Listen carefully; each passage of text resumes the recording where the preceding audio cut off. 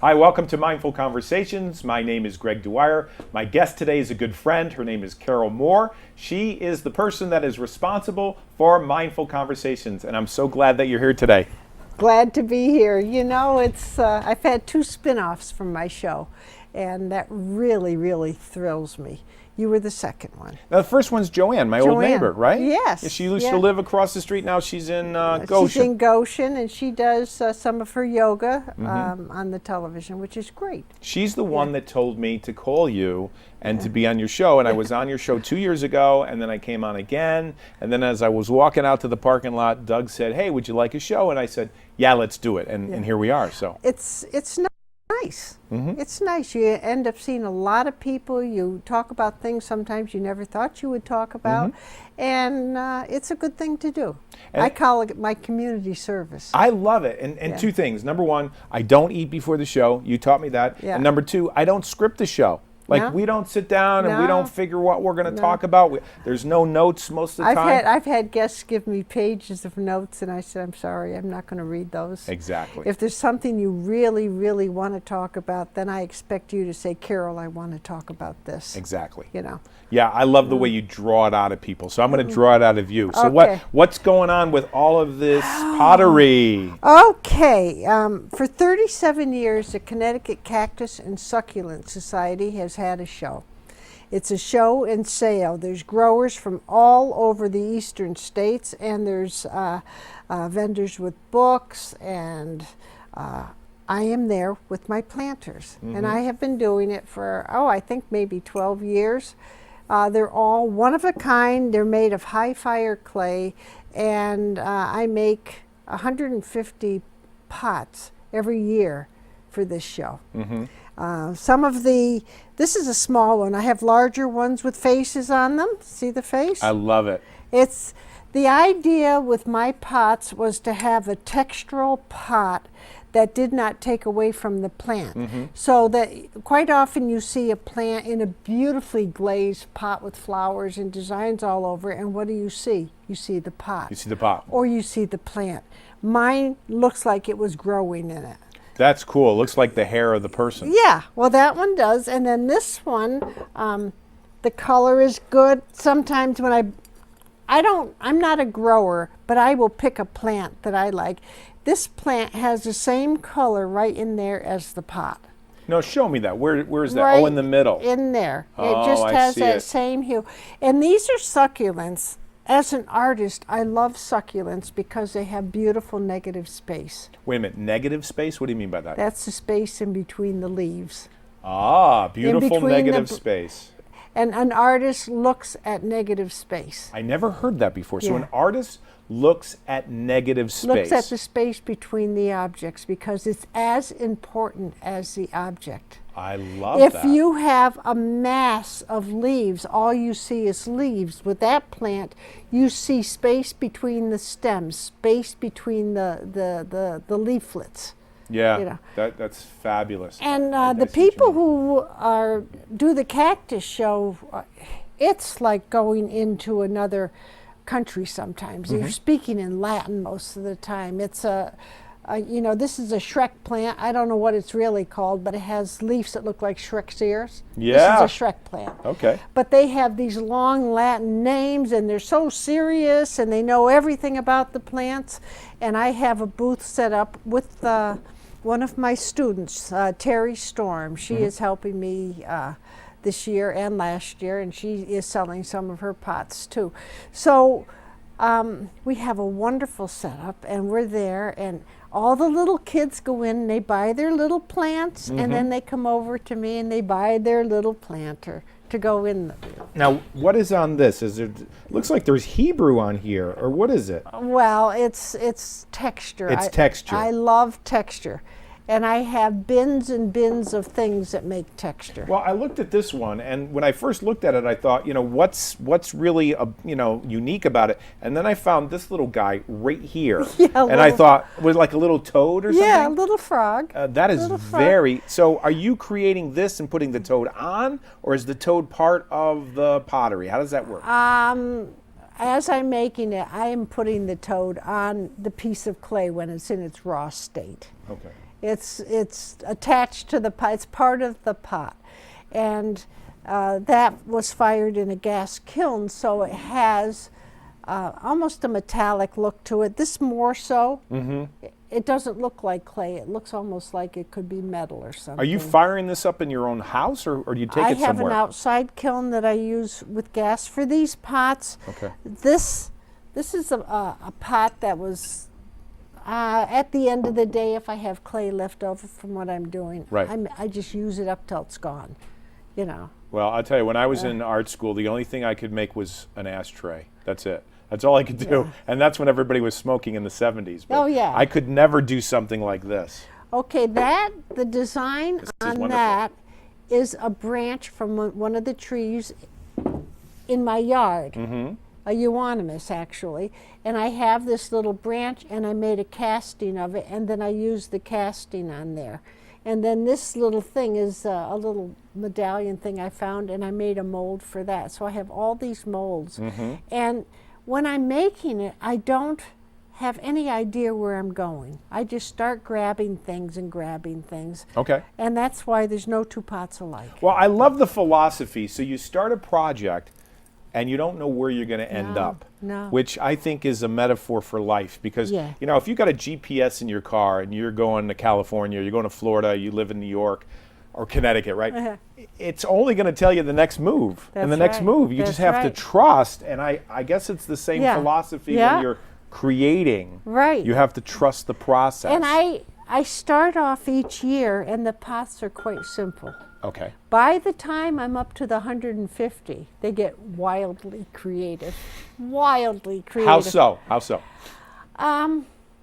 The first ones are really kind of static. Okay. They don't have a lot of, because it's like a pie crust. My clay is like a pie crust when I'm working with All it. right.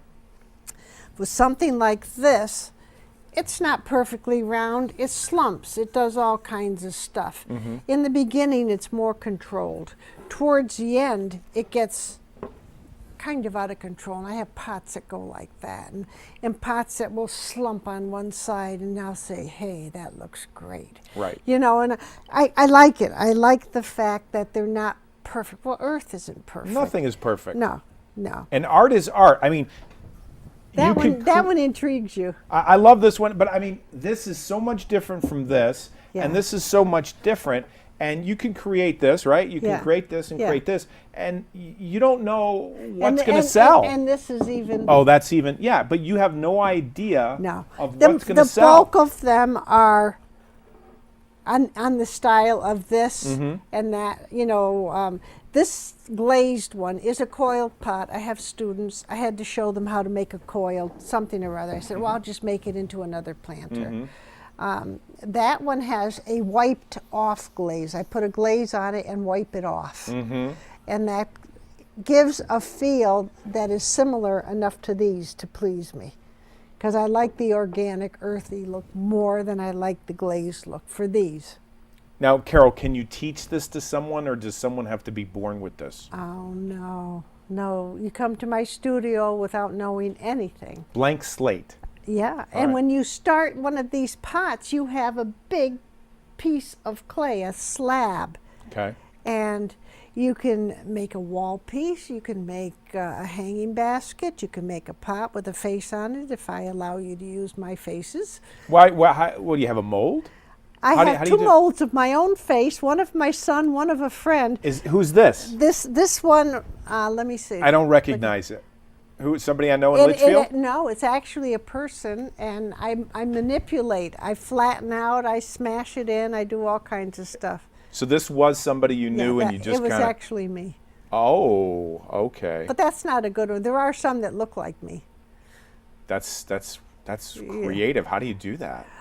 Well, I put the clay into the mold. I have plaster molds of the real faces. Okay. And then I pull it out, and then I attach it to my slab while I'm working on it, All right. and then it becomes part of the slab.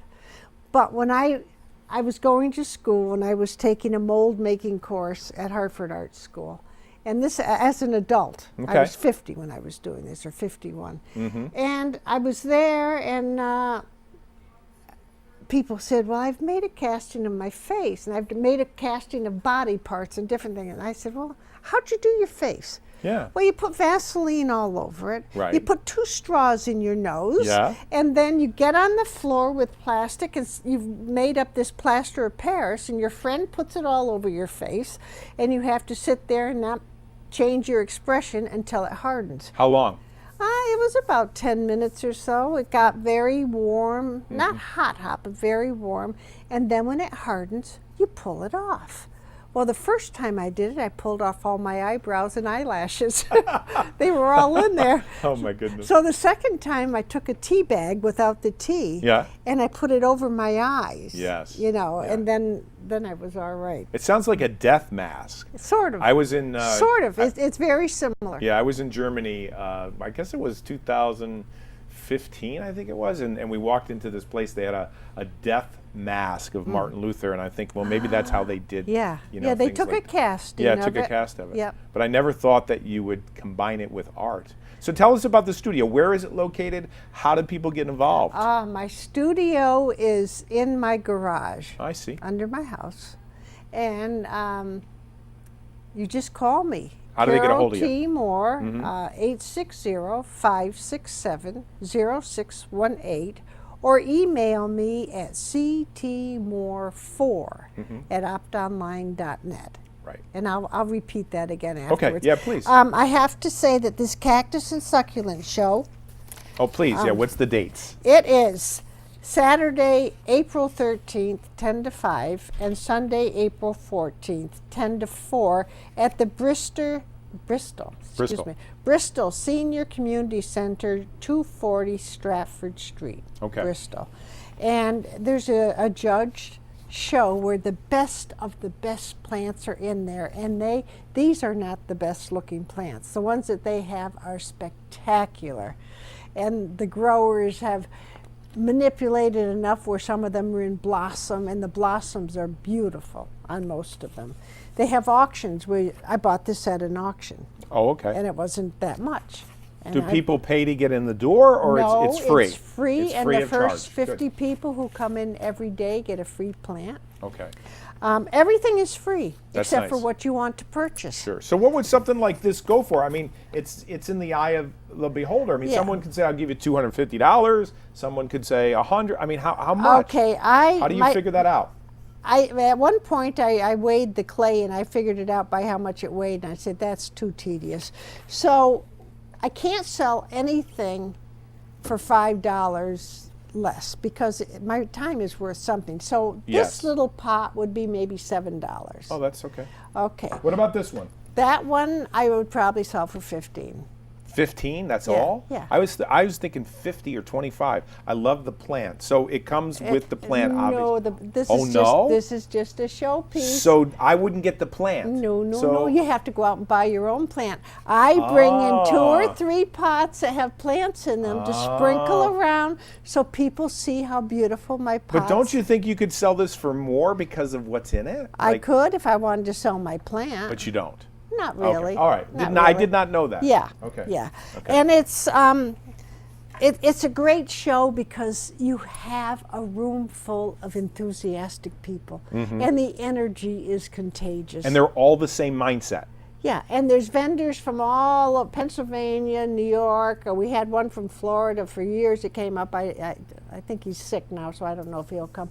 But they have their setups, and one person does winter hardy cactuses. So they're all cactuses that grow in this area in the snow. Right.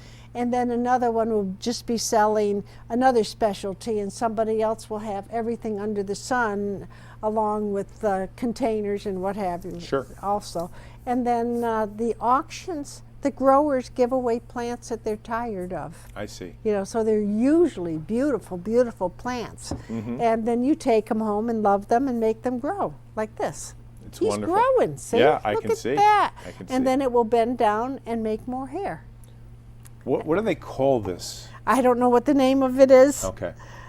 I'm terrible about the plant part of it. It's probably the Latin that you talked about, That's right? right. It's the Latin. That's right. Yeah. That's yeah. right. So it's a wonderful event, and I really would encourage people to come because it's a fun day. It sounds It's like a it is. fun day. And all the vendors get along. We're all a Nice. bunch of happy people. And when they have the auction, it's fun to watch. Well, don't you think you have to be positive? You have to be happy to create. I mean, you don't want someone creating something like this and be miserable. You seem very happy. Yeah, What's the secret? The secret What's is the secret? I'm a happy person. Is it because you're grateful or what? What is it? Grateful? I am grateful, but I think I'm just very happy to be here, to Right. be able to be doing what I love to do, Right. which is painting and pottery. Right. And I garden and I kayak and Yep. I sit outside and listen to the birds, and I'm a happy person, I think. Not everybody is, Carol. Really? Not everybody is happy. I mean, especially, you know, if you sit in front of your television all day and you're watching negative news, and I mean, what's wrong is always available, let's face it. If you want to see negativity, you're not going to see it here. But Yeah. if you wanted to, you could focus on negativity. But you're Yeah. not focusing on Yeah. negativity. There was a time where I got a little bit too involved in political commentary on television, and I've had to walk away from You it. unplugged it. I just unplugged myself. You know what I did on Facebook Yeah. about a month ago? I said, this is my last political post in 2019, which was not a political post, but I literally said, this is my last post for Well, 2000. see, on my show, we don't do religion and we don't do politics. I Right. just won't, because It divides people. not only that, but it's personal. It is personal. It's very personal, and I can't tell you to think the way I think, and Right. you can't tell me or convince me to think the way you think. We have to, it has to be what we are, and we have to be able to say, I don't agree with you, but I'm not going to fight you. Right. I give you the right to be different from me. Right. We can coexist Right. and not have a fist fight. Just like these two things that are so different can coexist, Yeah, right? yeah. And besides, a lot of what people argue with on Facebook is not fact, it's opinion. I don't like this, I don't like that. Yeah, It's yeah, not real yeah, facts, yeah, it's yeah. it's opinions. Yeah. Yeah. And you have to be careful about whose opinion you embrace. Right. You have to really do your own research a little bit. Well, as an Yeah. artist, who inspires you? Are you inspired by another author or artist? Well, Where's your inspiration coming from? In the beginning, I was so intrigued with Van Gogh. I love Van Gogh, and what I liked about him was his mark making and his energy. Talk about those two things.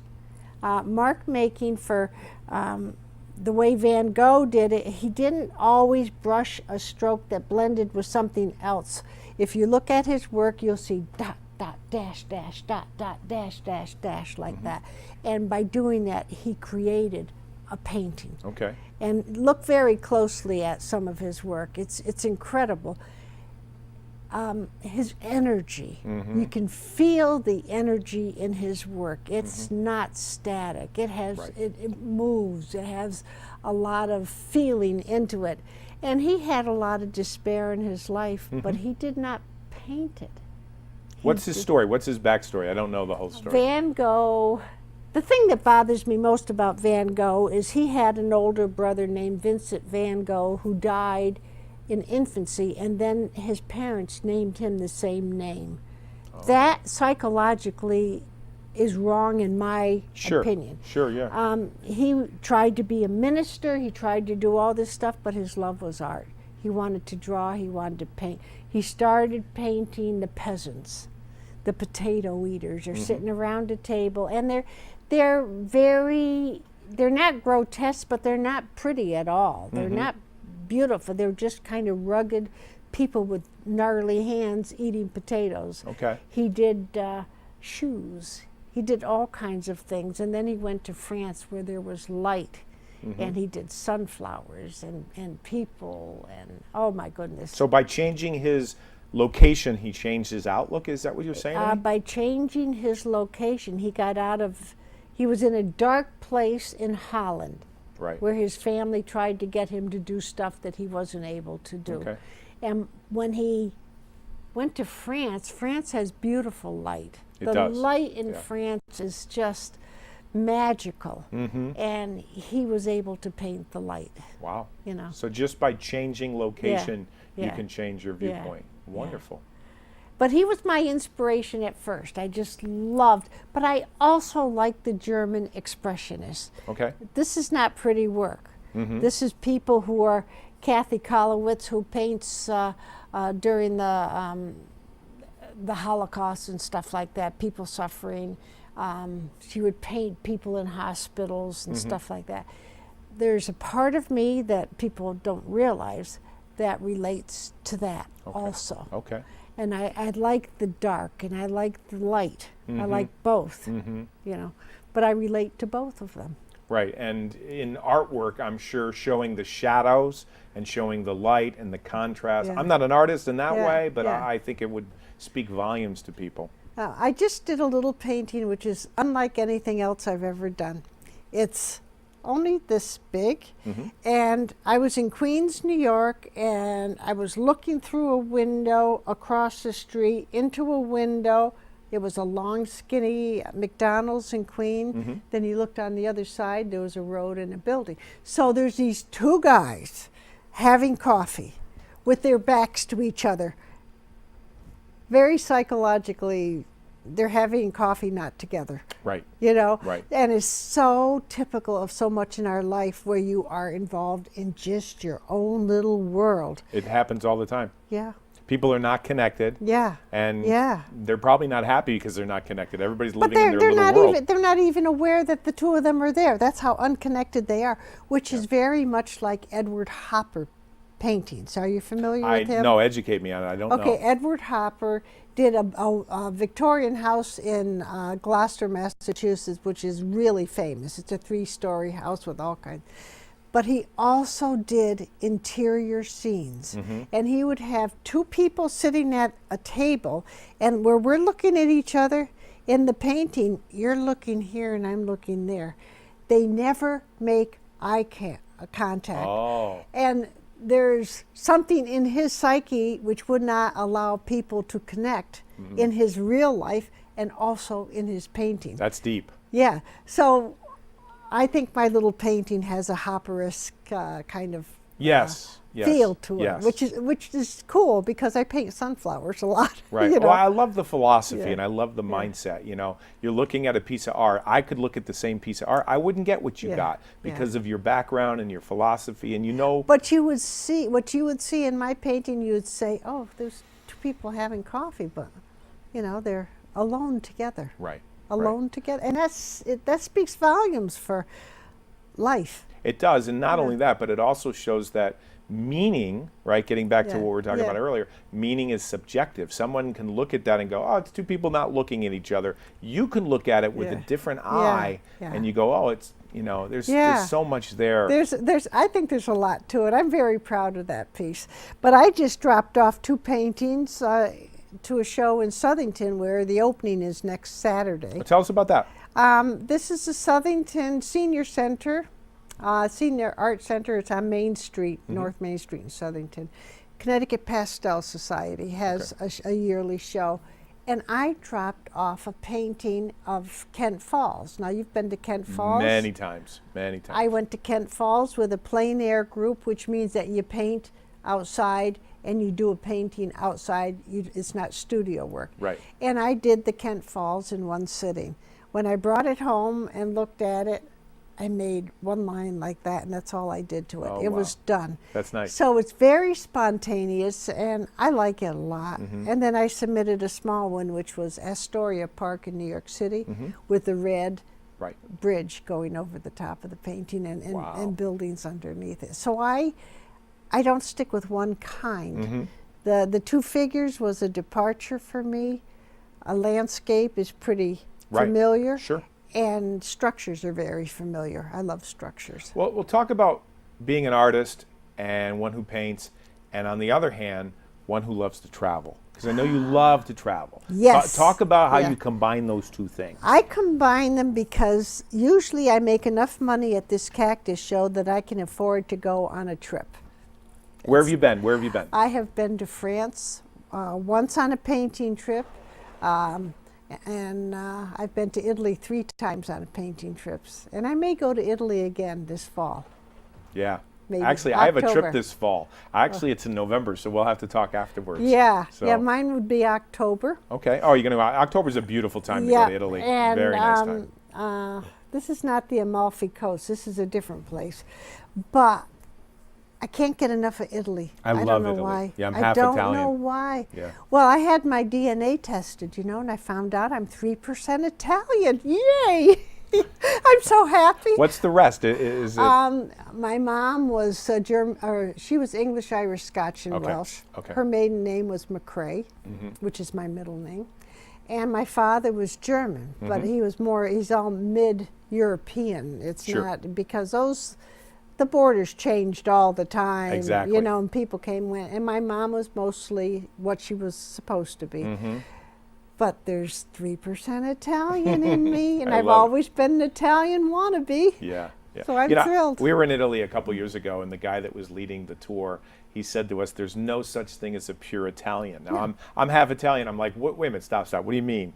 My mom was Castruccio, her grandmother was Yeah. Castruccio, and it's like, okay, why? What's that? He said, People well, the kept border, coming the in. borders, the Romanians and this group Yeah, and that group yeah, and the Greeks. yeah. There's no. It's not like an Irish guy. It's maybe. like being a total New Yorker. You live in the state of New York, but maybe somebody from Connecticut came over there Exactly. at one point. Yeah. It's Yeah, yeah. because I agree. their countries aren't that big. No, they're compared not. to the United No, States. No. You know? So tell us about your show, Vignette. Am I saying it right? Vignette? Vignette. I've Tell been us about it. doing Vignette for about 20 years, I think. It's Okay. close to that. And people recognize you from that. Yes, yes. so cool. It's usually I'll be in a grocery store and this person will come up to me and I'm, hi. They look at me and I go, hello. Do I know you? And then she'll smile and talk a little bit, and I'm saying to myself, who is this? Yeah, right. And then she said, oh, you don't know me.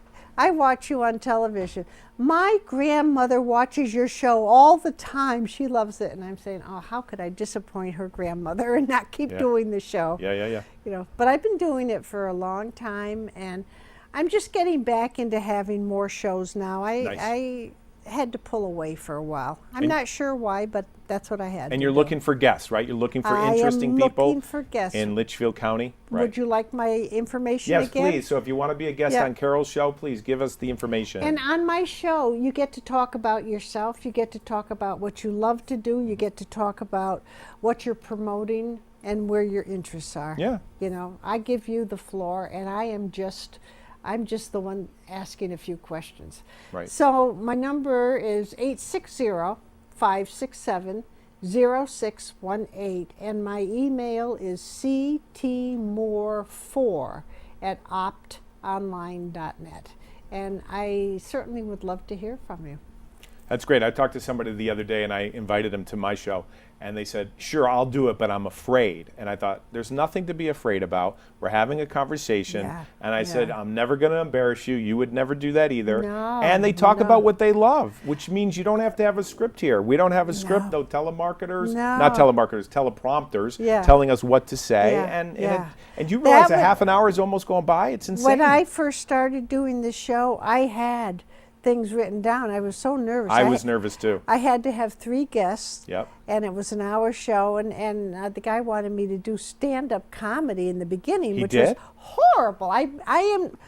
It's so not me. Well, the truth is, we have those reels from the first time you did them, and we're going to show them right oh no, now. you're not. You can't. They don't have kidding. anything to play on. I know, that's right. I They- have a batch of them at home that I store out in my studio. Nobody would ever watch them. Well, I will tell you, I am grateful for you, Yeah. grateful that you invited me on your show, and grateful that you're on the show right now. And I'm looking at the time. It's almost We are out of time. time. So one more time, give your website, your Okay. information.